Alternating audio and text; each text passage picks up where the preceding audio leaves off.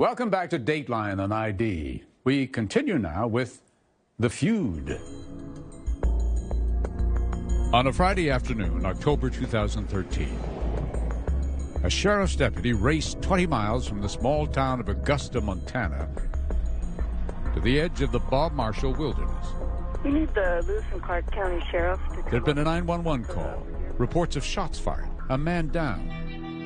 And when the deputy finally pulled to a stop, he found Joe Campbell standing behind the gate he'd built to block the trail to public lands. And just 10 feet away, sprawled in the dirt, there was Tim Newman. The deputy ripped open Newman's shirt, saw a gunshot wound to the chest, and that it was too late. My phone rang. She's like, "Christy, I need you to sit down." Tim's daughter got a call from her aunt. And I'm like, oh no, well, this is never a good thing. And I just immediately said no. I'm like, no, like I don't want you to tell me what you're about to tell me, no. Like, no. And she's like, "I'm sorry, your dad was shot. Tim is dead." Tim Newman was 53 when he died beneath the big sky he loved. I was floored. I was stunned. We always knew with the guns being pulled that something was going to happen. We just didn't know who was going to be on the receiving end of it. It's a beautiful area. And as you're driving there, you're thinking, how could anybody who lives in such splendor be so angry? Sheriff Leo Dutton responded to the scene just after his deputies and found Joe Campbell in the back of a patrol vehicle. Howdy, sir. Hi there. Sheriff Dutton.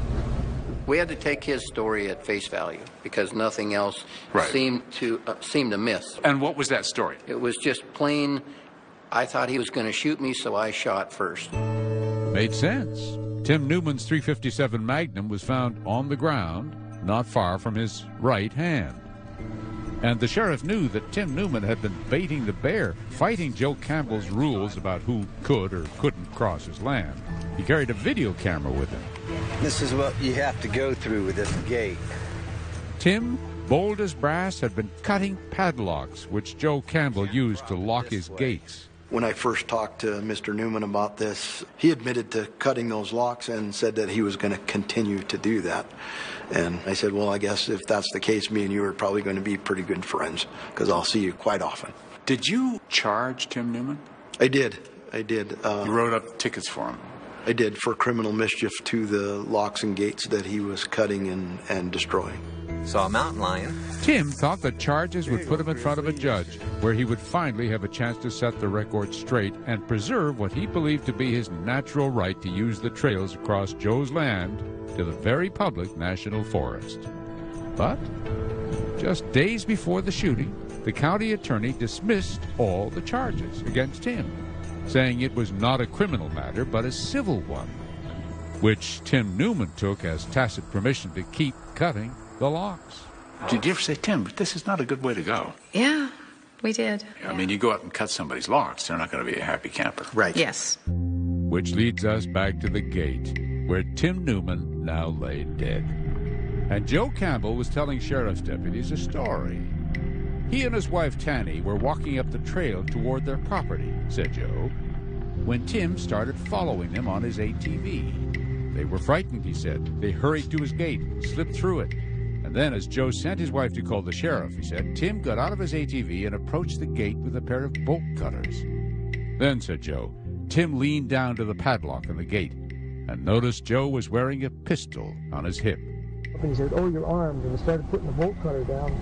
And then he started putting both hands on his gun and coming up. And that's when I drew my gun. I shot, and he spun around. I thought I'd hit him, but I wasn't sure. And he spun around, and he still had the gun in his hands, and he was going down.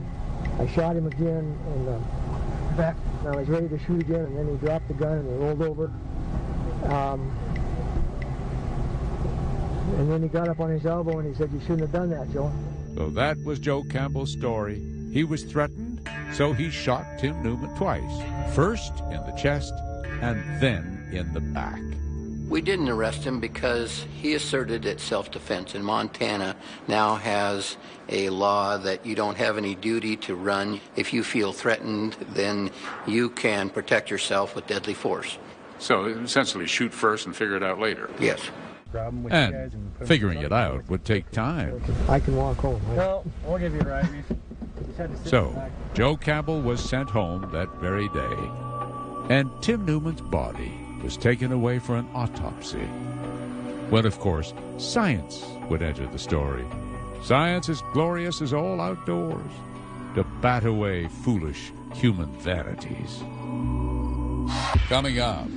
This really all came down to what the body told you. Absolutely.